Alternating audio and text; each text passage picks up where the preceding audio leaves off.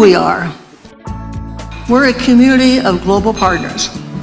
We share a common commitment, and that commitment is to help children in any country, any place in the world, have the benefits of a nutritionally adequate school lunch or school feeding. And we know, as you all know abundantly, that food at school makes a difference in the life of the child. It helps them come to school, stay in school, and learn while they're there.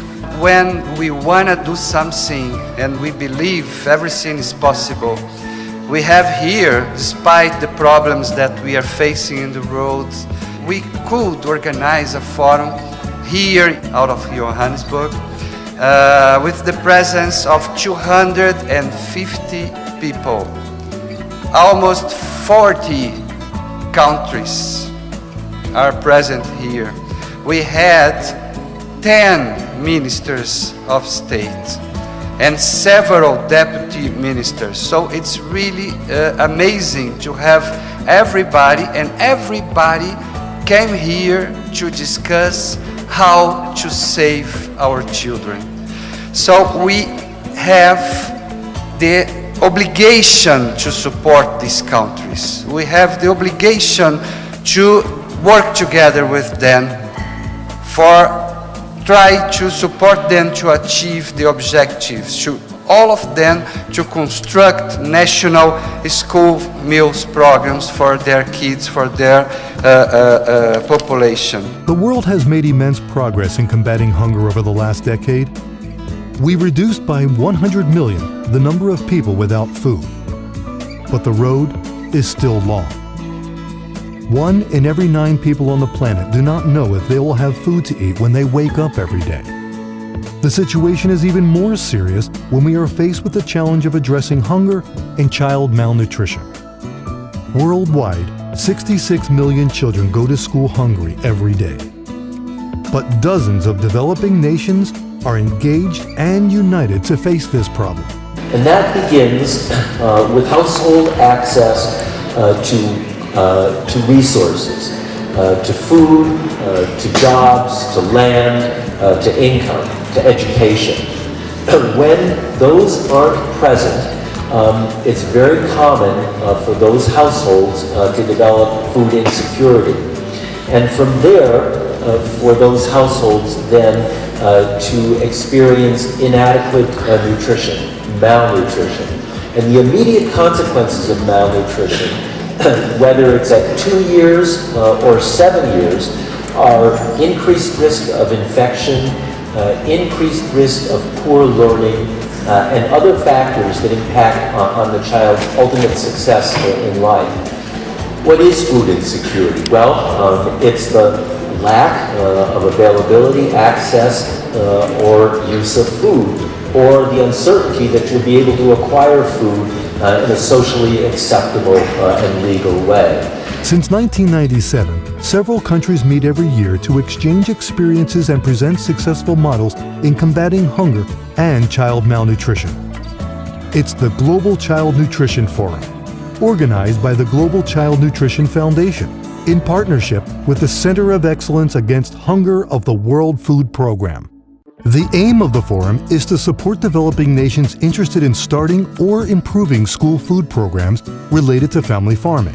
My motivation to come to this forum is that school nutrition and learner well-being, their health, is one of the key focal areas that we have. So we do believe that we have to successfully educate our kids, we have to also make sure that they're around there, they're healthy, they eat well. And for me also the most important thing was to also learn from other countries how they do it so that we can improve our own systems, because it is for us a very important program. We've seen just dramatic results from it, so it's got lots of benefits.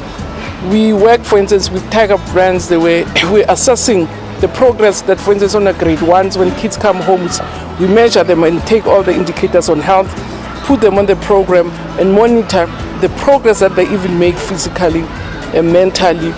And we know, for instance, in poor rural communities, it has helped us with school attendance, it has helped us with concentration levels of kids. So it's a very beneficial, it's not a luxury, it's a very beneficial program. The 16th edition of the forum gathered representatives from 46 countries in South Africa. The 250 participants were able to learn of best practices that are achieving significant results, as in the case of Brazil, who has left the World Hunger Map. O Brasil reduziu de forma muito expressiva a fome. Assim, nós brasileiros estamos comemorando a superação deste problema histórico. Entre os contribuintes para esta superação estão as políticas públicas, tais como a Estratégia Fome Zero, o Programa Bolsa Família e o Programa de Aquisição de Alimentos da Agricultura Familiar. When I was working for the Ministry of Education in Brazil, the government launched the Zero Hunger Strategy. The launch of the Zero Hunger Strategy in 2003 involved a huge government will and required many government agencies and institutions. The Zero Hunger Strategy's achievements placed in Brazil inspired the United Nations and several countries under the Zero Hunger Challenge.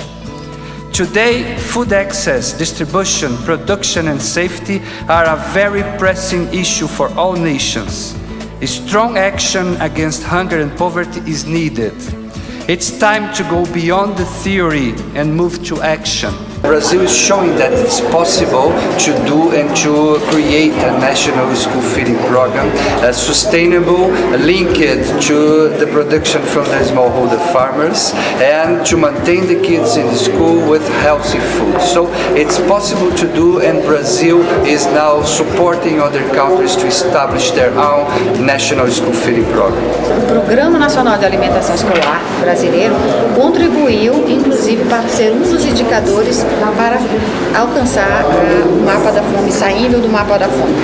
A FAO define 5% como um teto para colocar os países fora do mapa. O Brasil chegou a 1,7%. The forum believes that providing healthy growth for children with the consideration for them to receive quality education, quality is the main key to the development of nations. During the 5-day event, participants could discuss new ideas to apply in their countries, always bearing in mind that local agriculture is where the food security issues of our communities will be solved.